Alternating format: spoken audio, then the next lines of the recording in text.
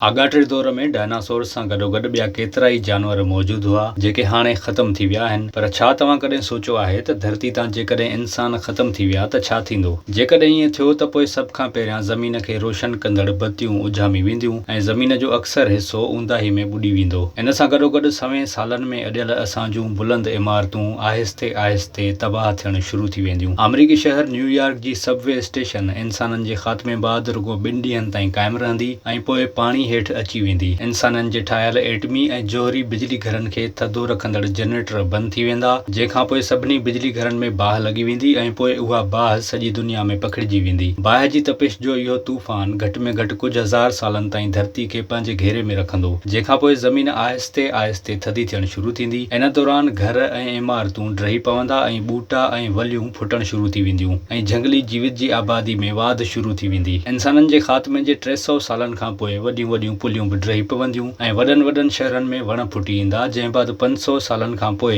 इंसान जे ठाहियल शहरनि में हर हंधि जंग हूंदो। 1 लख सालनि खां पोइ धरती जो गर्मी पद इन हद ताईं अची वेंदो जेको इंसाननि खां अॻु हूंदो हो। उन वक़्तु न ई ज़हरीलियूं गैसूं हूंदियूं ऐं न ई गाॾियुनि ऐं फैक्ट्रियुनि जो गदिलो दुंहों हूंदो। असांजी ही धरती असांजे ख़तम थियण खां पोइ बि क़ाइमु रहंदी, यानी धरती खे इंसाननि जी का ज़रूरत नाहे, पर असांखे ज़मीन जी सख़्त ज़रूरत आहे, छो त असां वटि हिन धरती खां सवाइ रहण लाइ को ॿियो घर मौजूदु नाहे। इन लाइ कुदरती सूंहं ॿेलनि ऐं पंहिंजी धरतीअ जी हिफ़ाज़त करियो।